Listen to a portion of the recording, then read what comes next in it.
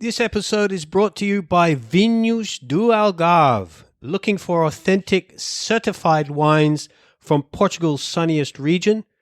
Look for the DO or IG seal, your guarantee of quality, tradition, and sustainable production. Algarvian wines are known for their distinct characteristics stemming from the region's warm climate, unique grape varieties, and diverse soil types. Algarve wines are gaining global recognition, so why not explore them through an enotourism experience? Ask in your local wine shop or restaurant and taste the difference.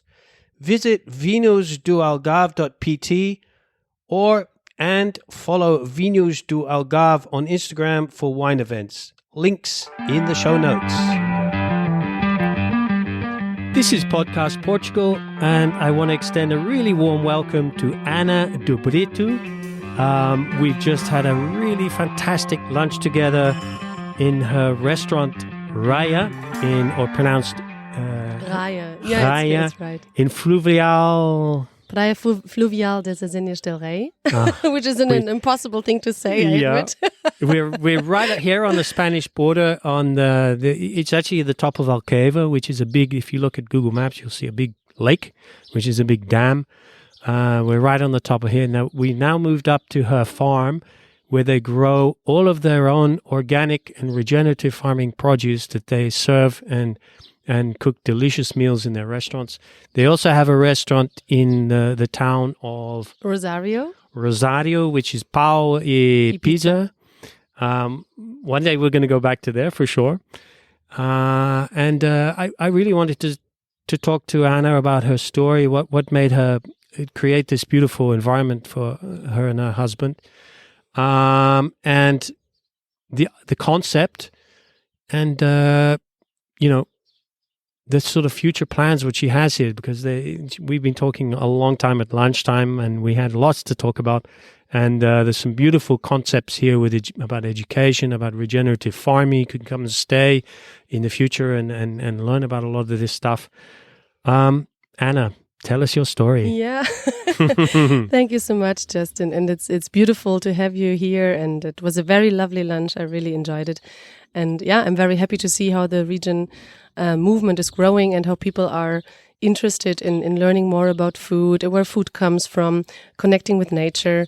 And I think it's beautiful that there is the possibility of communicating that. And I'm very grateful for that, first of all.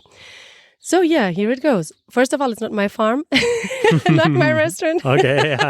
So we are actually in this together. So David and my husband, Thomas Sterchi, are one of our best friends and business partners since more than 15 years from Switzerland, and me came here and started this journey in 2018.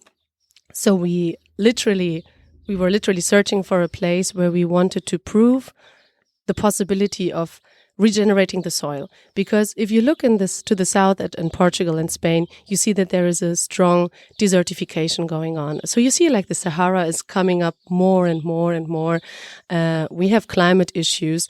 We all see that the food system itself is kind of rotten, and we wanted to make a difference here and wanted to prove that it's possible, to showcase that it's possible to change that, to make an impact, to show that regenerative agriculture can actually be part of the solution and not part of the problem. Yeah, and that's how we got here. We were searching for quite a while, especially David and Thomas took a lot of trips. They were searching in different areas. We were looking in Comporta, more at the beach, more left, more right. And then they found this beautiful piece of land, and we actually all fell in love with it. And we thought, okay, it's a place where we want to live, where we want to grow old, where we want to raise our children, because David and me have 3. Yeah. And yeah, we felt this connection with this land immediately. And we also felt like, we want to give something back. And it's not just about taking, because sometimes we feel like our society is very much about taking, opportunism, and it's consuming. We're living in a consumer society. So there was a point when we stopped being citizens and we became consumers. And how did that happen, actually? Because my grandmother still knew how to bake bread. She knew how to make cheese, and slaughter a chicken, make a chicken soup, right? And nowadays we feel like we are so disconnected from nature, disconnected from food. We know how to fill in some Excel files, but actually we are not capable of surviving, right? And we look at our children sometimes and we think like, no, we want something different for them. We would love for them to be connected with nature, to know how food is grown, and to give them these tools in their hand. And I think it's a question of freedom also. Yeah, I agree. And what was I'm super interested because the Alentejo is such a big place, and there's, when I drive around here, when we drove up here today, I was seeing places that I've never seen before. It's like, Rita, what is that castle up on that hill there? It's absolutely fantastic. So what? I'm very curious. You guys, you got together and you thought, okay, we need to think about doing a regenerative farm project. What was your search criteria? What were you thinking of? Like, am I near to water? What is the land soil test? Do I need flatland or montado with the? What? Yeah, it's a good question actually, and none of us comes really from the farming background, so we were not farmers before. We were literally people, entrepreneurs. People, right? Which thought like, okay, I don't want to live anymore disconnected from nature. I want to be close to nature, and I want to be close to the origin of comida. Yeah, I want to be close to that, and I want to understand these mechanisms, and I want to understand this better. So in our way, I think we choose one of the most difficult criteria because we are in a very deep south of Middle Alentejo land, which is very, I think we could actually say underdeveloped, because you see in terms of logistics, in terms of, well, a lot of things. It's not like living in Berlin, and I'm from Berlin. Thomas is from Bern, actually, but living making his life also in Zurich. David from Lisbon. So we are all used to a city life, right? And to all the accommodations in a city life, and to all the easiness which comes with the city life. But we realized here that this actually doesn't exist. And so what we understood is that this ecological desertification, which we are here to fight, right? Because we try to implement biodiversity again in the soil, regenerate the soil, because soil is everything. It all starts with the soil. Soil is the basis of life. And we forgot completely about that. We are completely disattached. Soil to soul is what I read on one of your plates in the restaurant. Yeah, when we had lunch there, sure. Yeah, it's the movement which Thomas founded in Zurich, and we make some pop-up events also here in Lisbon. So, yeah, all these criteria had to come to mind to us, and we had to understand that. Yeah, soil is the beginning. It all starts in the soil. Life starts in the soil. And we are so disconnected from soil, we do not understand anything. So if you go to a supermarket and you buy an ultra-processed product, this is not food. It should be actually called ultra-processed product, which is not killing you right now, but if you consume it for a long time, it might actually harm your health, right? This would be the correct form of saying it. I have some ideas on how you can tax that. We were talking earlier that healthy food should be low EVA cost, or even zero EVA, fully labeled, and more processed food, because it is, it should be with a higher EVA, because that the people that consume that are more likely to be unhealthy and therefore take a drain on the National Health Service. Exactly. I mean, there was a reason why they put taxes on tobacco and taxes on alcohol. Because if you consume a lot of alcohol and a lot of tobacco, I mean, it might actually, and it's proven, it might harm your health. So you become a health issue for the next generations, and they will have to somehow pay for you, right? Yeah.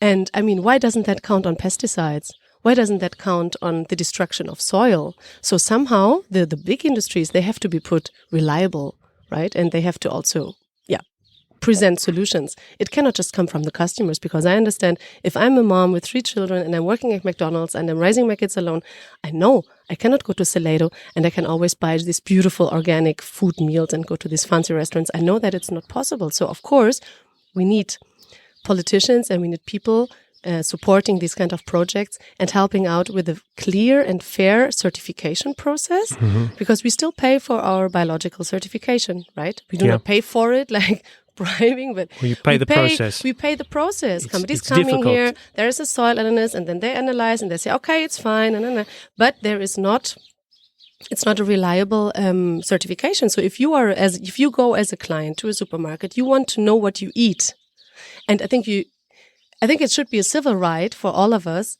to know what we're actually consuming on a daily basis. Quite right. Pesticides, herbicides, fungicides. I mean, all these sides and all these extra whatever things we do not need. Well, and there is the possibility to figure out alternatives. But of course, we cannot do this on our own. We need a lot of people. First of all, we need to talk about that, and we need to come up with strategies. Exactly, educate people. Yeah, I think it's a really nice thought to have. It's a human right that we need to understand, and then what we need is information, and then we also need to know where does that information come from? Because we were talking about how a lot of the time you have maybe someone doing research into agrotech and to know how to grow something in maximum profitability in an X amount of hectares, where they're getting funding to run that project. And they're getting funding from possibly agrotech. And agrotech is obviously going to be funding projects which suit their project that they're going to sell. Even comes down to sponsoring agricultural colleges. A lot of the money or the research that are done in these colleges are sponsored by an industry that has a lot of money that can invest in these things. So we are fighting we're fighting a big industry. And I think there is a lot of information out there that is being pushed that is contrary to regenerative farming, which is sort of saying, no, you can't do this, you can't do that. No. And it's like, okay, so there's the people are saying, no, we need to grow stuff this way. We understand that we don't want to be using a lot of chemicals, but it makes it very financially unviable much of the time with the certification process of organic. Sure. It should be the certification process should be on the non-organic. Exactly. And the organic should be that this is real food, and the certificate text. Yeah, and text. Text. Because if you start taxing agrotoxics, I think the industry might change, has to change. Yeah. So of course there would be a way.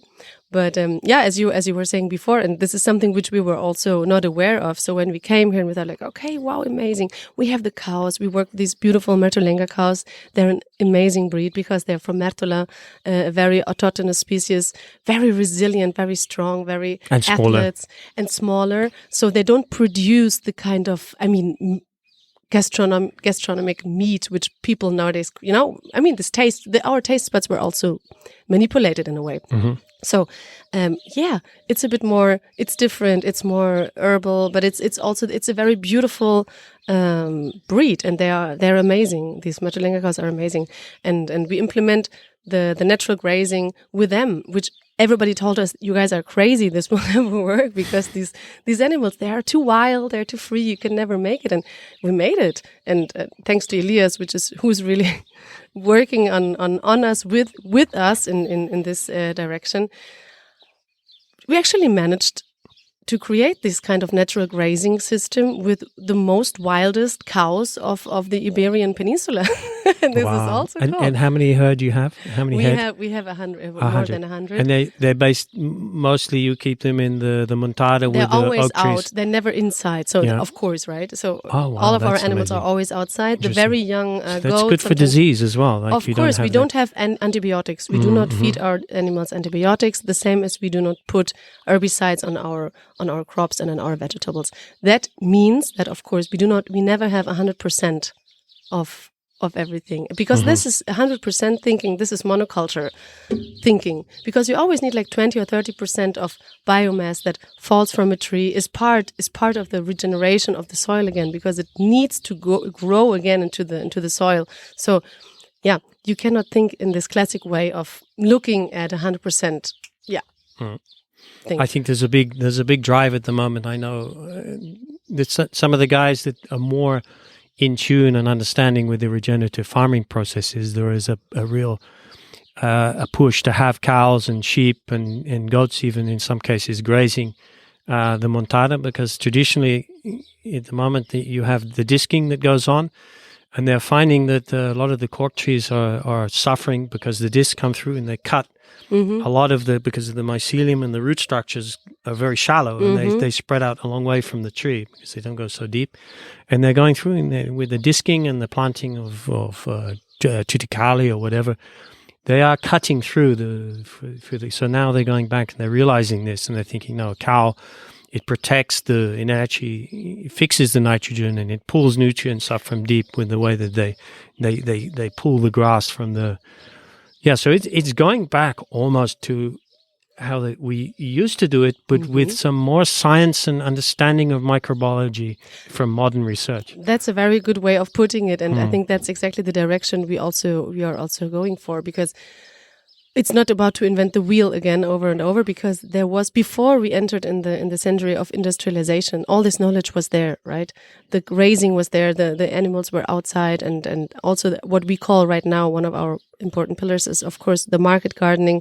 It's the agroforestry. It's the holistic grazing system. It's the composting system. So our chicken are part of the solution. Whatever we bring to our restaurants and the leftovers, we reintegrate them in our system so the chicken do their job, and they're part of an incredible ecosystem which no human brain could ever come up with. So this is the power and the incredible magic of nature. And sometimes we just should be curious bystanders and respectful appreciators of the miracles of nature instead of trying to control it. And this is the big difference between monoculture and regenerative agriculture. We have the same thing with our bodies. Like we eat all this rubbish.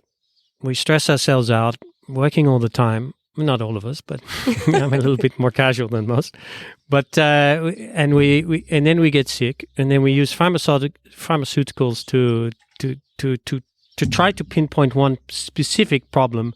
And once you can maybe make some impact on that specific problem, but then all the ancillary effects from the drugs means that you have to take another drug to combat some reaction to that other drug, or contraindication, or whatever you call it. And the land is like our body. You treat the body with health. You give it good nutrition. You treat your microbes in your gut the correct way, like you treat the microbes in the soil the right way. It creates a resilience to disease. Therefore, you don't need to take drugs that then create a need to create other drugs. And it's the same on the land. You apply one type of pesticide. Those pests become resistant. You have to then buy another hyper-altered pesticide to then treat those bugs again that are resilient, and then that's causing another problem of the soil losing. You have to amend the soil because, and it's amazing how interconnected our bodies are with the soil and with the earth. Yeah, it's amazing, and it's beautiful how you said it, and that's actually the core message also of the soil to soul movement and of all what we do here and the whole region agriculture movement. But you, as you said before, you need to inform people about that, or put in other words, reconnect them again with something which we already knew before. So this is not something which we have never known. We have been connected to the microbiome, and our diet was always different because we had a seasonal diet before, right? And this is also something which we strongly push forward in our restaurants, because the menu changes. Because sometimes when the tomato is over, I will not buy tomato at Macro and serve a tomato soup in the restaurants. Of course not. So it's very clear. We work what the soil gives us, what the garden gives us, what we have here, and we could manage actually to have 90% of sustainability in our restaurants. And this is beautiful, but this is also a very difficult pilot project because chefs nowadays and also I understand in terms of operations that it's very difficult because you can never order something. You have to wait for what nature actually provides you with. So in terms of planning and Excel files, as I said before, it's very complicating. It's a very big challenge, and I have all the respect for our incredible team, which is dealing with that on a daily basis and putting this in practice. And we could never make this whole Terramay dream work without these amazing people working with us, right? And working with us and believing and going through these tough phases and to these difficult moments with 40 degrees, harvesting, planting, cooking, transforming. And what the beauty about is that people actually believe in that. They believe that they want to be part of the solution, not part of the problem. So maybe they could be working in a fancy restaurant somewhere in Lisbon and have all the comfort, but no. They also they're interested in being part of something which is different. And you said it before when we had lunch. Comida viva y comida morta. So it's food which is alive or food which is dead. So if I go to a supermarket and I buy an avocado which came from Peru and is on her way for, I don't know, a week or something, almost rotten. So there's like, they need to put some products onto her so she shines again. So somebody buys that thing. In the end, you put this in your fridge and you will never eat it. And then you throw half of it away. So we are in this circle of, why do I buy avocados from Peru, which I just eat half of it and then I throw the rest away? And because how can it even that be tastes cost to nothing. effective as well? How can it be cost effective? Well, and why not educate people in a way of saying, no, there is seasonality in our vegetables and in our fruits. So you do not need to eat strawberries in winter. No. And you need to inform people. And it was funny when we opened Raya and we had clients saying like, well, but I don't understand. I was here 2 weeks ago and you had this amazing gazpacho and why can't I order it? Why don't you have it on the menu? And we said like, yeah, because tomato is over. Yeah. Now you have a bean soup or something different. Ah, wow, I didn't know that. Well, interesting. But the reaction is positive. So it has to do with, food education is a big word, but in the end, it's all about information. And we live in an information society. So information is there all the time. Yeah, let's use it in a positive way. Yeah. I was reading somewhere that there was it's similar to very similar to your concept, like from farm to fork, and they were raising cattle, and this guy, he really wanted to. He was opening up a restaurant, and he had that beautiful idea of, okay, I have these cows, I'm going to get these cows slaughtered, and then I'm going to serve the cows in a restaurant. And his chef was looking at him, going, okay, but if we run a restaurant, we need to prepare 200 plates of sirloin steak. Yeah. You slaughter one cow, how are you going to get 200 servings of sirloin steak? And then what are you going to do with the rest of the cow? Yeah. You know? So for him, it's like, how are we going to make a menu, that can take the whole cow? Okay, you're going to say, okay, 5 people can have steak, 5 people can have tenderloin, 5 people can have like a stufa, something like that, a stufade. A stew or something. Yeah, a stew. And it's like, well, it's possible. Because at the moment, what happens is a restaurant would order like, 500 sirloins, because that's what they're going to have on their menu for the week. So it's not only seasonable vegetables, it's in terms of meat as well. It's like, and where are you going to get this cows? You raise beautiful cows here on the Montada. They're eating grasses and acorns and all these things, and they have that beautiful grass-fed thing with no pesticides, no herbicides, nothing. And where do you process that cow? You right now you have to put them in a truck, which is completely unfair for the cow. Completely unfair for the cow, and completely against everything what we stand for. So we already collaborated. We were in contact with lawyers. We collaborated with other people which try to implement something like a mobile slaughterhouse. So a butcher would come here, and we could make you could have a how would you say that? Yeah, they come here and the cow wouldn't even notice. No, so it has to do with dignity, because that's how we raise them, that's how we treat them, and that is also part. And the natural part of an ecosystem, if we wouldn't reduce the amount of cows or all the animals, and that is a bit of a thing, in terms of veganism and vegetarian, which I totally respect and understand. I myself was vegan for 5 years when I was living in Berlin, because why should I eat meat in Berlin and all this processed food? So that was a different context. Yeah. But the way how we produce our animals, the way how we raise them, how we live with them here, for me, it's completely fine. And I have no ethical problem at all in consuming meat. I do actually have an ethical problem with the way of the process. Exactly. And this is something, and we're trying with the municipality, with other partners, with lawyers, to find a solution for that. And we will not rest until we found one. Yeah. And it will take some time. We are aware of that. But it will happen. And Rita, she's a vegetarian, but the reason why she doesn't eat meat is because she believes that sometimes, because the animals have to go through so much anxiety before they're slaughtered, that she feels like she can taste that in the meat. It leaves something with the stress hormones in the meat, in the blood, whatever. So if you imagine, like you were saying, if you had a mobile slaughter come here, they wouldn't even notice. No. So they'd be happy, they'd be in the nature, they wouldn't be herded into a truck and driven God knows where. They would, the meat would taste better. Sure, and we would also feel better, and it would be more clear for our concept, because what we say, we need animals for our grazing system. So the grazing system, as I said before, the holistic grazing system is a fundamental part of regenerative agriculture, and we need them because they fertilize the soil. They, as you said before, with the way how they eat the grass, they give the information to the root, to the plant, and they are part of it. You cannot do regen agriculture without animals. You need them, right? So they are part of the cycle. They're part of the solution, but they deserve something different. And we are working on that, and we will definitely make that work one day or another. And the beauty of this is, like, because you communicate, just the fact that we're talking about this, people might listen to that, people might vote in a different way, and also politicians might find this idea appealing of saying, okay, why not going on the side of these guys and trying to actually implement a change in the food system.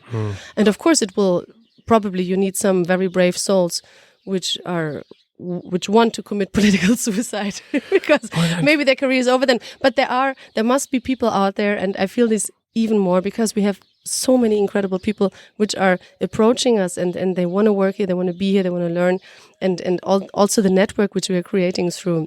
And we are being invited. Now, just the fact that we are here right now talking about this shows that people are done with the stories they're fed with. So we do not believe that anymore. We are searching for other solutions, and we really want to make a change because we feel that there is also a responsibility for us.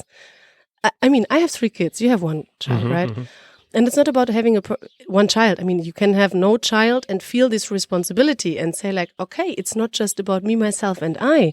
And we, as our society, we live so disconnected from these values. There is this beautiful Indian saying, we don't inherit the world from our ancestors. We borrow it from our children. Ah, nice. And we should live more like that. Yeah. And unfortunately, what we have in these modern times is, how do you condense what we've talked about for the last 20, 25 minutes? How do you condense that into a slogan, a political party line, which is going to captivate votes? Well, it's too much nuance, you know. It's like, okay, yeah, we support eating cows, but we want them to be treated fairly. So we're not vegetarians, but we are. But how do you? No, I'm a vegan. No, I'm a carnivore. No, there is not to think. It's the truth is in the nuance. Also, and the truth, first of all, and that is our true belief, the truth is in the soil. And the way how we produce food nowadays, the way how our food system is organized, the horrible, and I understand vegetarian, because I was vegetarian and vegan for a long time because of that, because you watch these kind of videos, you see how in Germany, I'm from Berlin, how teniers and how these industries treat animals. And I mean, you feel like these people should be the animals. It's like really not, it's horrible. It's just not fair, and it's horrible. But the way how we take all the resources from our planet, the way how we make our planet inhabitable for the next generations, that's a crime. Yeah. And we need to stand up, all of us, because we are consumers. We always have the possibility to make the choice. But we are not just consumers, we are citizens. So within that, there lies a responsibility of being part of the solution or being part of the problem. Yeah, I mean, I fully understand it, because there is times, when we're dropping my team off to his jiu-jitsu, his horse riding, and we're driving back, and we're like, okay, what have we got in the fridge? Oh no, we didn't buy anything. Okay, we need to just stop off at the supermarket, quickly pick something up, get home. And I fully understand the predicament of people. We're not given enough choice, and I think I think there is a responsibility both of the consumer and also the retailer, the supermarket. The supermarket, I think if there's a supermarket out there that's smart enough, some supermarkets like Aldi start to work on a little bit more on that labeling and stuff. But there's a massive opportunity for a supermarket out there to be completely transparent, to give a story of where their produce comes from. And what a beautiful story it would be. Sure. And that's why I think it's so important to go back to these farmers markets, right? Or to local markets to explain to people that don't go even to the supermarkets because it's politics, right? It's these power games of politics, and they also they have their obligations towards the industry and to the lobbyists. So they're also just they're a small part of the problem. Part of the problem. So much more interesting is like giving the possibility to people to put their products again out there on the market. And this is what we said before. We tried to license our food atelier in Rosario, in this village, for 3 years. So basically since 5 years, I'm trying to be a legal marmalade producer. Because we have this beautiful fruit here, right? And we also have the milk, and we want to do cheese, and we want to do bread because we have the grains, and we want to do like a lot of products. Because we are not a monoculture. We don't have a lot from one product. We have different products, but on a small scale. So you have to get licenses for every single operation you want to do. And it's not possible. And even though everybody in the municipality is so helpful, they really want to try to make it work, but they were also like looking at me and said, Anna, we're so sorry. Computer says no. The legislation says it's not possible. Either you produce meat or you produce milk or you produce grains, or you produce veggies. And I said, like, but why should we do that? This is a biodiverse, regenerative agriculture project. Of course, I'm not just doing a monoculture thing. We have a lot of products, and the license is not there. So basically, the legal system has to adapt to that necessities. And if you look around, and before, I mean, like some years ago, 20, 30 years ago, there were always these farmers market, and the old lady from the village, because she's doing her cheese and the best enchidos and queijos and great food and baking her own bread, and she sells her marmalades and her products on a market. I mean, there's not a food security plastic wrapped in thing. It's cheese she produced and she sells, but it's great. So please, dear system, don't protect me from grandmom's cheese, because I probably like to buy that one and not going to Pingo Doce, any other supermarket chain, to buying a wrapped in plastic, ultra-processed thing. I don't know where it comes from. So no, I would prefer to buy from that old lady, from that village, which is doing her bread and her cheese and her products. I mean, and like this, you would also create communities. You would give value, and you could coordinate a different, going back into tradition. Because what about all these old people which are, watching television all the time? And the young. I see my children also living very strongly connected within the digital world sometimes. Why don't give the older people the possibility of producing their food and selling it also? And why do we always kill everything with this legislation stuff?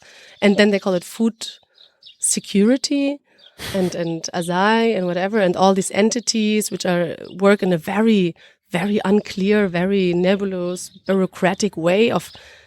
And sometimes you feel like they just exist to stop you from. It's interesting when anybody says security to me. It's like, I'm a grown man. I can decide how I'm secure. I don't need you making choices for me. I would like to be able to make the choice of going to a supermarket if I really need to, because I'm late doing this, or I can go to the market.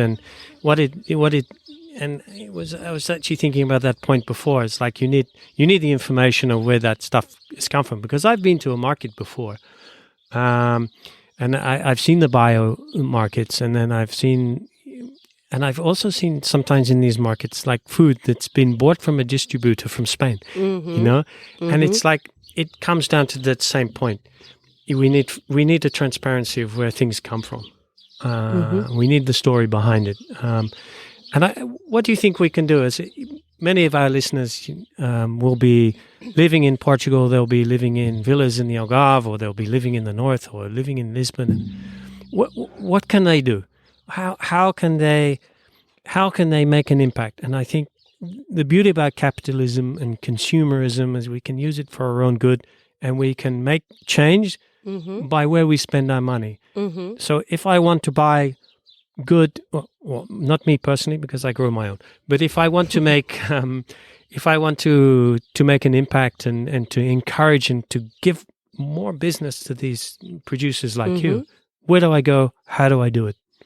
Well, you can find a lot of information online for sure, but that's what we said before. it's very important to also change the legislation and to make it possible, to open up to create communities. And also, if you look at Rosario, the last village you passed by, where Pau y Pisa, the restaurant is, you see that the problem is also the social desertification, because these villages, they're just old people living there, and because the young people just go away, and in the end you end up with these kind of ghost villages. All around Portugal, and also in Spain and France and Germany, you have this everywhere. So all young people either go to the cities or they go out to other places and stuff.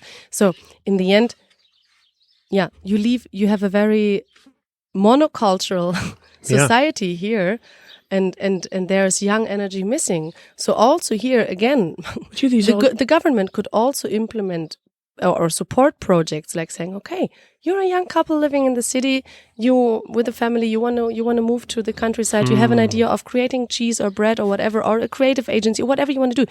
Write a concept, we apply, because these houses are there empty. Yeah, my God, I've thought about that so much. I give you that house, I give you that land, do something with it. And if you can't do anything within 10 years, okay, then let's talk again. But that would be better in any way than just leaving these devastated places behind. And sometimes we feel this a lot when we work with people here, when we connect with people. It's like they feel like betrayed and left behind, and it's very difficult also to move forward and to change this gap of trust.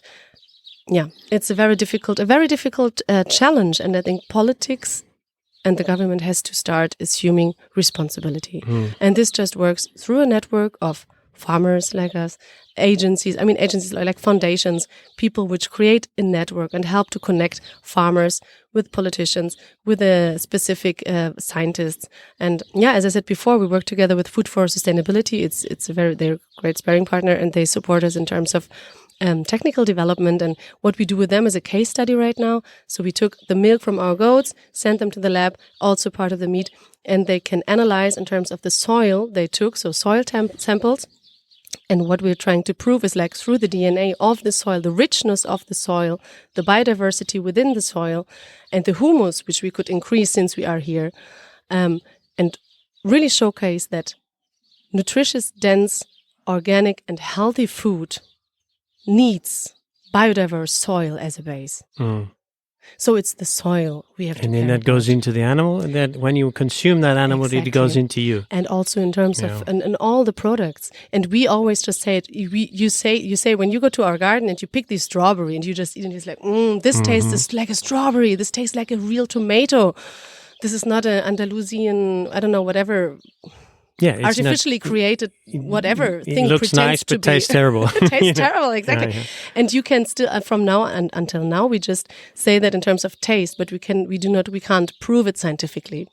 So the next challenge, and I'm really curious and really grateful also for this collaboration, is to realize and to showcase that there is a connection between a biodiverse, healthy soil life and a nutritious density within our food products.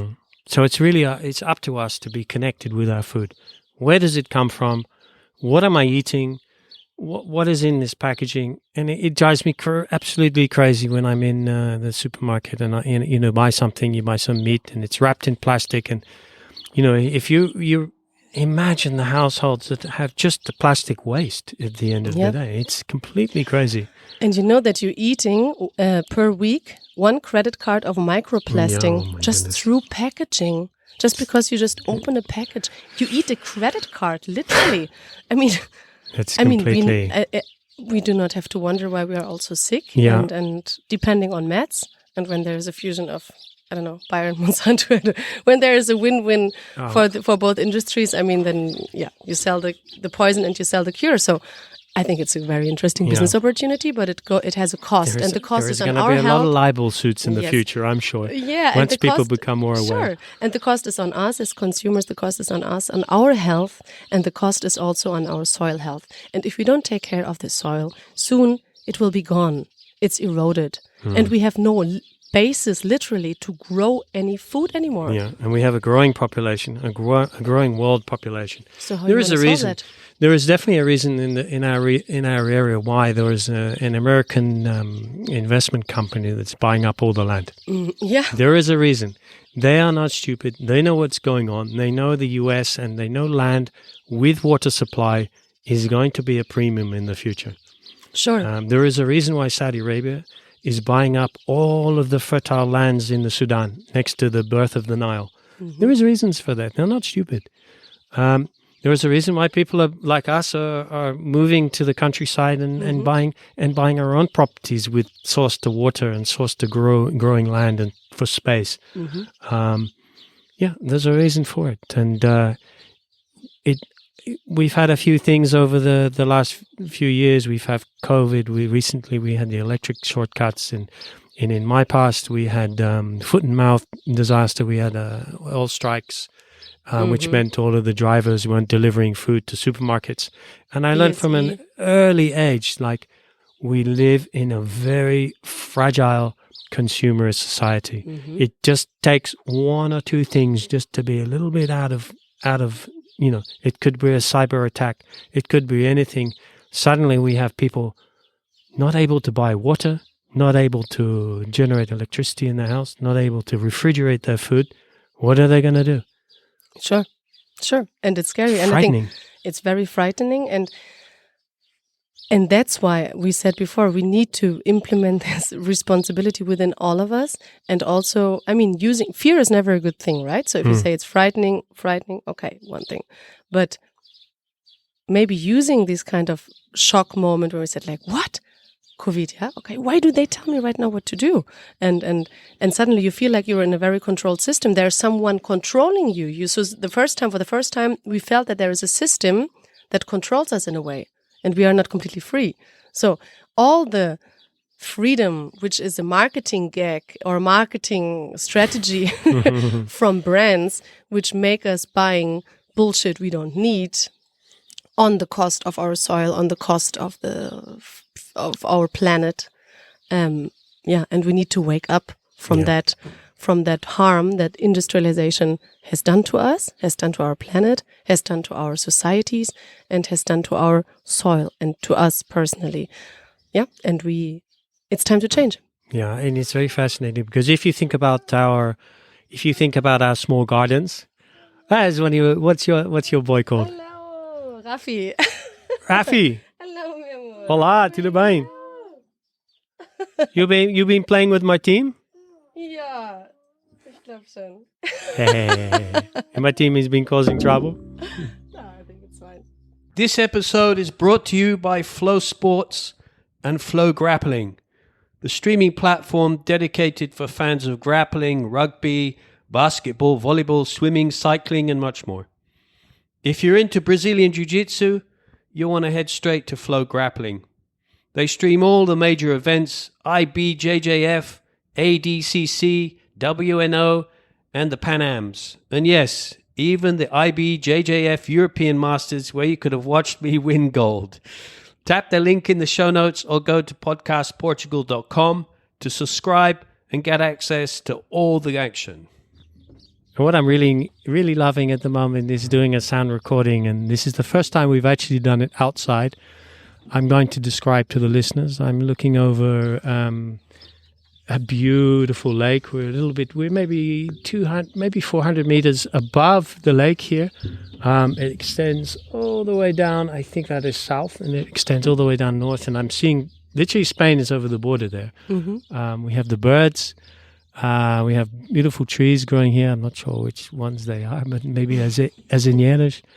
Walnut. That's a walnut. Okay. That's a lemon. That's an orange. An orange. There are two cerejas, which is cherry. Yeah. Okay. And there are two big walnuts. Yeah. And beautiful. Yeah. Oh, and I wanted to ask you actually, Anna, what it's like, because Rita's Portuguese, I'm English originally. And you're originally German, and your husband is from Lisbon, Portuguese. What is and Thomas is from Switzerland, so we really have three different nationalities, right? Nationalities. And how do you because many of our listeners are sort of thinking about whether to move to Portugal, whether to make that jump, live in Portugal. What can I do? How do I assimilate, if that's the correct word? How do I bring my own self, my own culture, but also not to absorb the culture of Portugal and to create something that's even more special? How did you navigate that? Well, first of all, I tried with a lot of meditation. Horse riding helps, meditation helps, the good food helps, and actually really the connection with nature. And that is the main reason which drove me here, because I wanted to live connected. I felt very disconnected, socially connected, right? And within my comfort zone, happy. And, there was not a reason for us to run away from our comfortable life in Berlin or somewhere, or Zurich. But I think in terms of personal growth, and there I think we are like plants. Sometimes we need this kind of good pruning. Sometimes you need to the plant has to strengthen its core and has to grow, and we need to grow. And I felt that necessity of growing out of my comfort zone, out of my comfortable area, out of the comfort, in order to achieve personal growth. And we are talking in our society, we're talking a lot about what makes us happy, our personal whatever achievements, and we forget that this is not something that comes with comfort. Happiness and comfort for me is not the same. So in terms of to be truly happy and to be truly achieving something and learning something, we have to learn, and that means that we have to get out of our comfort zone and we have to grow, like a plant. In a very practical sense here, well, with a lot of humbleness, I spoke already well Portuguese, but I tried even more to think in Portuguese, to sell to myself, okay, I need to speak in Portuguese also with my children. I need to accept different cultural aspects, things which are different, things which I would do different in a different way in Berlin. I also explained my kids, which came from a very Berlinish, situation, Montessori kindergarten and everything, to a very rural reality, that not to judge is very important. Mm-hmm. Be aware but not judge. Soak in information but don't judge. That doesn't mean that you have to blend in, but be yourself, but try to respect and feel that this is in a different context. And then actually something funny happens when you stop judging. You start seeing. And this is beautiful. Yeah. And there is an incredible magic in that process. I think so. I think we, as incomers, we need to make that effort to stick out our hand. I always say that we should always be the ones that stick the hand out to shake the hand first. Because I think, you go into a village in Alentejo, you'll see the guys all sat outside of the cafe, and it can be a little bit intimidating because they just stare at the Volvo as I drive through the village. But as soon as you wave, the face changes and they wave back, and I find like that is, for me, is rural Alentejo. You need to wave. You need to smile. When you go into the cafe, you shake the hand of the signor. You let them come out of the cafe first. I don't know. It's just for me. It's just common courtesy, and I think it's sure. So that never jump in with the arrogancy of we are now here to do whatever. No. That's not the idea. But also, in terms of project development, we have to state a very clear fact. Our two main difficulties are HR and water. Realize that. You're surrounded by water. It's kind of crazy. Yeah, we are surrounded by water, but there's also different legislation. Spain, right? Belongs to Spain, and it's which fish belong to Spain? Which fish belong to Portugal? Are you allowed to fish? Nobody. Yeah, we are allowed to fish, but not halfway. No, not halfway, and there's a lot of politics involved. But when we opened Raya, our beach club in Terramay, and for the first season, we had to hire people from everywhere, and Arid, one of our first workers and one of our most trustworthy workers, and he's with us since the beginning. He's from India, right? And he said, he was on the farm, and he realized with us, okay, we pick the ingredients in the morning, we go to the restaurant, and we do all this stuff. And he said, I have a question. How do you want to make it work? Because it looks like you're on a very dry land. And also, we pass through Montunja and these kind of villages, and also most of these people here look very they look as if they don't want to work and they're not motivated and they have no perspective in life at all. So how do you want to find people to make this actually happen? Yeah. And where do you find the clients? You find the clients. And I said, Amrit, it's not even 9 o'clock. I need a coffee first. But I love this story, and we're telling this a lot of times because it really narrows it down to all of our difficulties and difficulties which we have in terms of project development, to say, where do we get the talents? How do we fix them here? How do we make the change actually happen, right? And we are blessed, we are really grateful that we have so many incredible clients, people which truly believe in what we do. And I'm not just talking about our clients in the restaurants, and Paul Pisa and Raya, also our restaurant partners, Lara and George from Seine. I mean, they're doing an amazing job. This is what sustainable gastronomy is about. And we are collaborating with them. We provide them with food. We do events together. Encanto, Diogo Formiga. I mean, they're incredible people, and they also need us to tell their story, and they want real produce. They want real products, because fine dine also became completely absurd if you don't combine it with the authenticity of products and you don't know where your products are coming from. What do you want to sell? Yeah. It's I mean, when we were eating at your restaurant, I was looking at the carrots. The carrots are lovely, little ones and small, because it's this time of year, right? Carrots. Some of our carrots are kind of big, but they grow really short because our soil has been very baked with the clay. But the shape of the carrot reflects the characteristics of the soil, and you taste it. You can taste some of the mineral qualities in the carrot, Exactly. And as you said before, who defined that a carrot needs to have, 10 centimeters and be orange and straight? The EU it's does. Not. No, the EU, you gave the answer. The EU does. Yeah. But it's Someone not fair over there, to the carrot. thousands of kilometers away, decides how we should grow our carrots and sell them to our local restaurants. But how crazy is that? How crazy is that? And how crazy is it even more that we don't even say, like, what? Who are you to tell us that we should grow our carrots like that? Because it's not or at least how we should grow it. At least give the consumer the choice. And the producer, and inform everybody that, a carrot is not that. It's not a monoculture of carrots. There is different tuberculosis. There is strength in living food. And what we said before, if you have the avocado coming from Peru, and it takes like so many days to come here, and you don't even know how these people are paid and how this whole food chain is organized. So, modern slavery is a thing in our society. If we stop being consumers, just looking out for the best, Schnappschuss, or for the best moment where you can just get the most sales, opportunity. If we start again to become not consumers but citizens within all the responsibility, thinking what we purchase and where the products are coming from, and how are they produced, and how are the workers being paid, and all the fair trade situation and ecological situation, then it has to become quite clear. The consumers want that. We as customers, we want that. People want that. But it cannot cost the double and the triple, and it cannot be so complicated. So we need people in the government to make a way. So it's actually a little bit daunting that to try to get what we believe in, and we have to go and look at Lisbon and say we have to legislate Lisbon. We have to try to get support in Lisbon. It's like, why do we need to do that?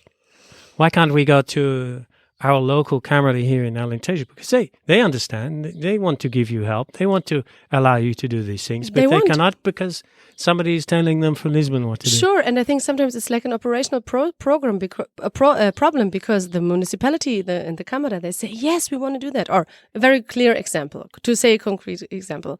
Since we moved here, I always said to the children, to the school, to all the teachers and to the directors, I said, okay, it would be lovely. I would love to have a moment with the children. They could come from Alentejo to the farm. They could have their own space where they grow their veggies, where we talk about, harvesting. You as teachers, you can implement the seasonality. You can talk, can do all your all your educational work in connection with the soil. And I'm here, I want to help you out. So let's do something together. Let's make these kids' hands dirty. Well, there's history, there's biology, there's chemistry, there's so much. This is a carrot, this is a strawberry, and this is how you harvest, this is how you plant a seed. And I said, I want to do that. This is where it goes at the moment to market. It goes on these trucks, it goes here, then it goes there, and then it goes on a boat. And imagine. Exactly. And I said, we have a gardener, we have this guy, we have people, and we would love to explain that to children. This is part of the educational process. We would love to do that. When can we schedule a visita studio? When can we do that? And they said like, yeah, we want to do that. And then somehow in the middle of the system, there is the moment when computer says no, and they don't have a transport, or there's a legislation, and they say it's not possible. So I sometimes think like, why? Why? And it's sad because these children are so close to nature. They have to be instead in a classroom and look at a screen to learn about the outside world. When the world is there on their doorstep, and it's a wonder why everybody grows up and wants to move to Lisbon. Yes. Because they don't see the value in where they are. No. Interesting. Exactly. So there must be a plan behind it. But still though, for us, it's important to realize like, okay, do we still want to go with that story? Or is it time to, stress a bit out the situation of saying like, no, we are not buying this anymore. This is our traditions, this is our land, this is our food, this is our community. We want to grow it, and we want to be more in charge of it. Yeah, I think that's a really nice. We're not children, we're adults. We should be able to make decisions about what we do and what we do on our land, and how we, I'm very much a libertarian.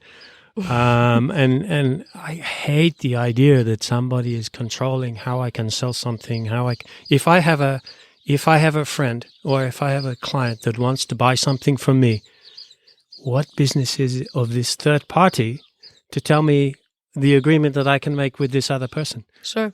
If the parents of the school, if they agree with you that their kids can come here and do an educational course, what has it got to do with anybody else? Well, I think it's not even that somebody is blocking something. It's not a personal thing. It's just really a thing of computer says no. It's the same as when I go to they haven't got a box? Say, no, they haven't got a box, and so you cannot fill in. It's like we don't have a formula you can fill in. It's like, okay, maybe you create one, but creation is not within the system. It's more like filling in system. So it's like the same thing when we said like, okay, we want to produce cheese and grains and bread and these and that, and they say no. Computer says no, it's not possible. You cannot do it. So the whole system is made to create or to support the big industries and to support a certain chain of command and a certain flow of information.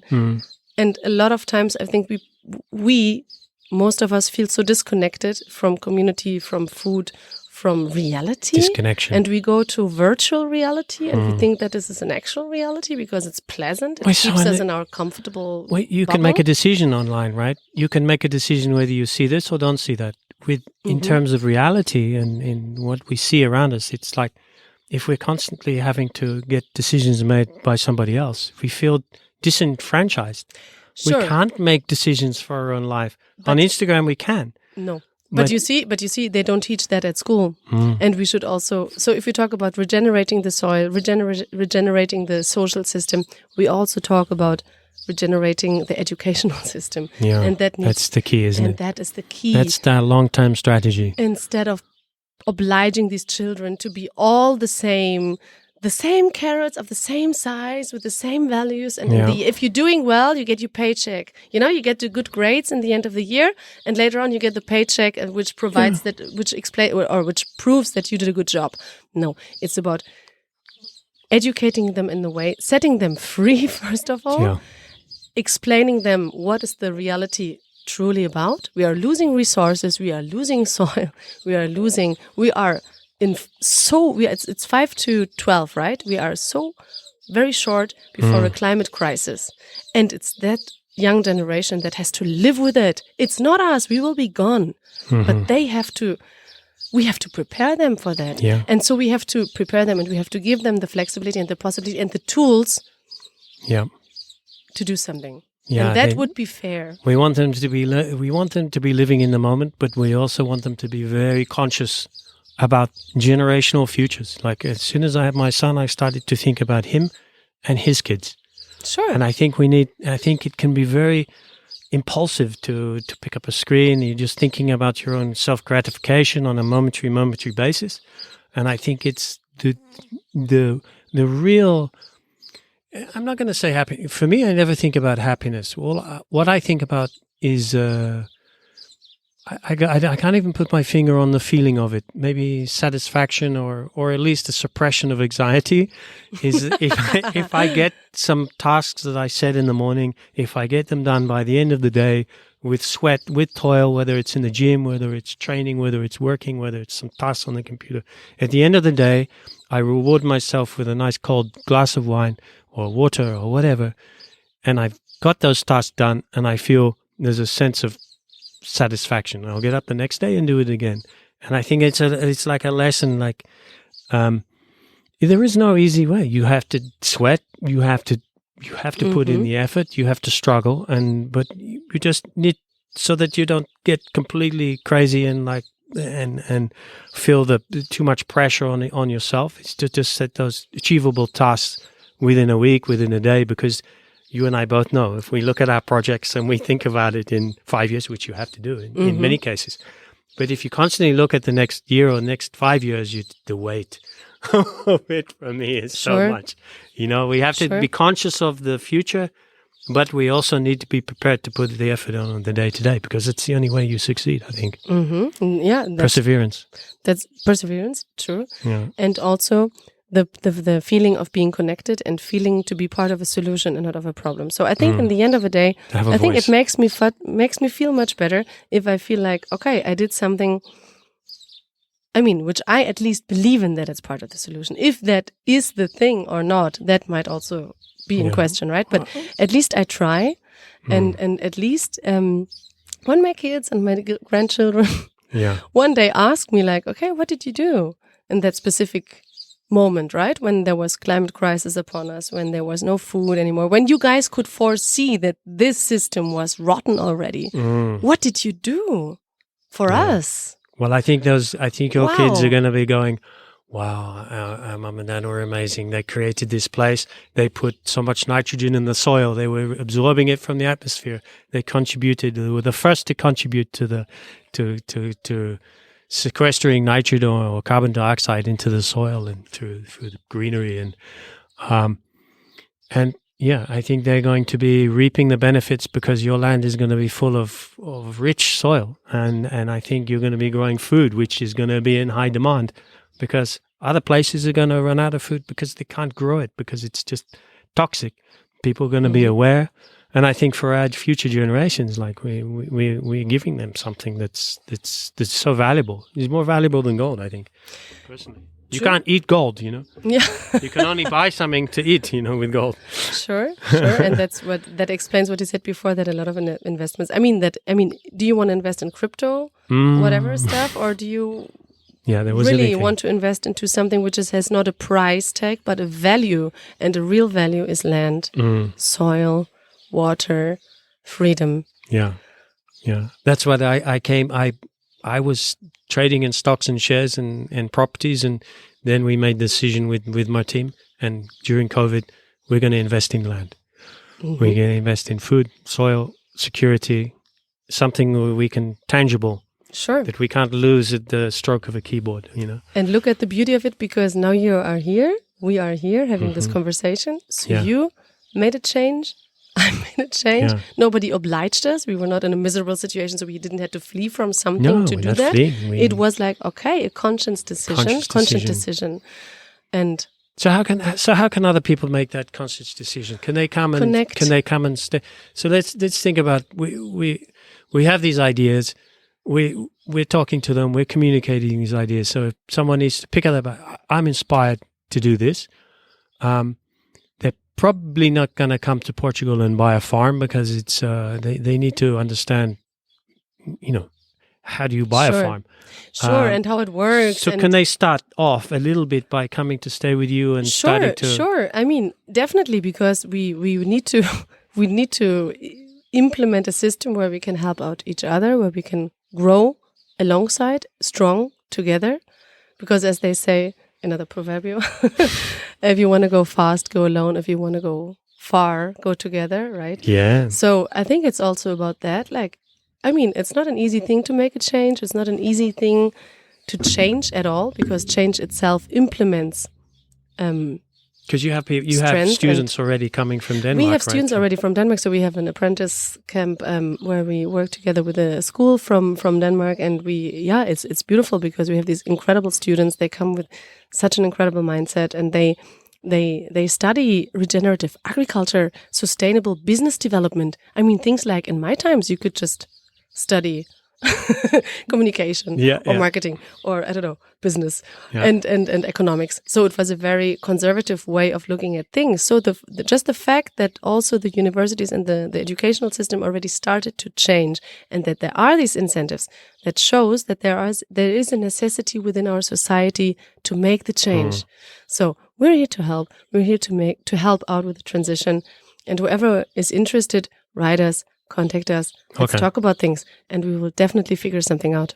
Okay, so we can put in the show notes that they we'll leave a web link. A web link, is that what you say these days? I think. A URL, whatever. We'll leave a link in the show notes so people can get in contact with you. And what are they going to get in contact with you for? What can they come and do? And they can come and visit. They can come and eat in the restaurants. They can stay locally, or they can learn how to grow food or regenerative farming. What do you want to offer people? We have different options. So first of all, we have our two beautiful farm to table restaurants with different different specific topics, where we really want to showcase that regenerative agriculture is the base for nutritious food, for honest food, and for sustainable hospitality. Also, we're working on our regenerative eco-lodging project with small cabins where people can visit us and stay and really have the possibility of indulge in some workshops, agriculture workshops, farm tours, making cheese, making bread, or if they want to, or just you can hanging actually out. Come and learn how to make bread, how to learn cheese. Of course, we have an atelier here, so we really want to show people connecting and what does that mean? If you put your hands in the earth and you harvest something and you seed a plant and you harvest something and then you produce something, in the end of the day, you take a shower because you're full of dust. Yeah. And it's 100 degrees or jump in the lake. On the Portuguese side. Oh, sure. But you go to bed and you feel like fulfilled. Yeah, because your brain stops that's thinking. That's what I was trying to think your brain about when I was stops thinking saying. Because you are connected. Yeah, you're in the moment. You're in the moment. Yeah. It's the beauty in that process of a little bit of hard work. It's the same thing that you do when you're training, or probably marathon runners. I'm not going to say I'm a marathon runner, but a marathon runner's probably experience is in that moment that you're in energy. And so basically that these two restaurants, we have the possibility of receiving people here, want to show all these experiences, and also we will and it's launch by a beautiful beach as well. Sure, and it's amazing. You can do horse riding, you can do boat trips. So there are a lot of experiences which are possible, and also we're going to launch very soon a ready-to-eat subscription for some meals, because we realize that sometimes it's important also. We want to feed our community. We want to give them want to show people that this food which we produce here with no agrotoxics, with no pesticides, honest food. Yeah, Mama. is honest food. And just because you're in Lisbon and we're here, we want to provide you with that. Yeah. So, this is coming soon, and I think it will be very interesting in terms of, because it's putting together a convenience market and also a very practical situation, and it's actually also part of a solution. And people nowadays, you don't want to eat crap anymore. You don't want to order Uber Eats. You have a busy lifestyle, but you want to eat well. You want to know where your products come from, and maybe you will not eat out every night. You don't have the capacities, and you don't have the time, right? Yeah. Because you have your job to do, you have your work to do and stuff. So you really want to know who feeds you. And I think the combination of food education, introducing good food to people, honest food, unpoisoned food. I would even really say unpoisoned food, because what you buy in the supermarket is poisoned food. There's going to be lawsuits in the future, for sure. Exactly. And that is the thing. It's like, and you can make the decision, okay, do I want to get sick, fat and unhealthy and eating crap and feeling weak, or do I want to, because we have to eat, right? This is the basic. Yeah, you know what the ironic thing is, you could with energy. You could buy a bunch of vegetables and salads from the supermarket and eat that for 2 or 3 weeks, but it's still not going to be nutritionally dense. It's No. going to be covered in pesticides. It's still going to make you sick. Sure. And it's crazy. So we're here to provide you with a solution for that. Yeah. So I think you have I'm going to leave the link to your website, Terramay. What is the exact website URL? Well, it's www.terramay.com and raya.com and pauipisa.com. For the restaurants. Exactly. Yeah. And the online shop, I mean, you can all figure it out on our website. Yeah, of course, because you gave We us have a an online beautiful shop. Yeah. little bucket of chutneys and, Sure, things. I haven't opened that yet, but I'm really and very some excited. honey, raw honey, Wow. and olive oil and salt. So there's a lot of possibilities of add-ons and natural products. So Yeah, yeah, and they what can we buy stand that for- on your online shop. on our online that's cool. shop. Exactly. So there is the possibility of, if you're interested in honest food, regenerative agriculture, and sustainable gastronomy, and if you want to be part of the solution, not of the problem, just contact us. Yeah, that's on cool. hello@terramay.com. That's nice. That's a nice way to leave it. So if you feel inspired by and want to learn, or if you even if you're perhaps a scientist and you know everything about this, Definitely. you're a regenerative farm expert, get in contact. I think that's also cool because we've been talking about this of encouraging the growth of a community of like-minded spirits. Definitely. And that's something that we're all going to look at a little bit more in the future because I've been speaking and meeting to so many fantastic people. And I'm like, do you know this person? No, I don't know him. I said, oh my God, you two need to be connected. You need to And- connect. Yeah. Yeah. You should do that because you have a great talent of bringing people together and you're meeting so many different people. Yeah. And I think it's... And in Alentejo, we're very far apart. And, Yeah. Rita sometimes feels very isolated. And I'm sure sometimes you might feel isolated too. Sure. Luckily, I'm not such a big people person, so I don't ever feel too isolated. Yeah, I think that'll be really, really nice. And I really appreciate your time. And thank you so much for our little goodie box. And thank you so much for such a beautiful lunch. And of course, your time, your hospitality. You made us feel so welcome, inviting us up to the farm. Martin is happily running around with your kids, swimming and running around like he's an extra brother. Yeah. I really appreciate that because he definitely feels a little bit isolated on his own sometimes. And it's nice to have new friends.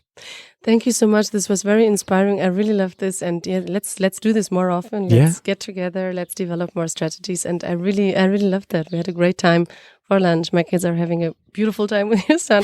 So I mean, there is a beauty in connecting. There's a beauty in community, and as you said before, there's a beauty in like-minded entrepreneurial development. Spirits. And let's get together. Thank you, Anna. Thank you so you. much, and to your husband and to your beautiful boys. And thank you so much for your time. Thank you so much. Hey, this is Justin West from Podcast Portugal signing out from beautiful Alentejo. Boop. Ditch the plastic and the toxins. Mother's Earth dishwasher papers are made from non-toxic, eco-certified materials. So they're safer for your home, your health, your family, and the planet. No bulky plastic bottles, no waste, just clean dishes, shipped anywhere in Europe and 3 times cheaper than those toxic tabs you buy in the supermarkets. Click the link in the show notes to start saving. Living on a rock, living on a roller coaster, 365 per year. Living on around, eat a muffin, chocolate. I need to concentrate. Stop the strain of thoughts, or I will be crashing on a couch.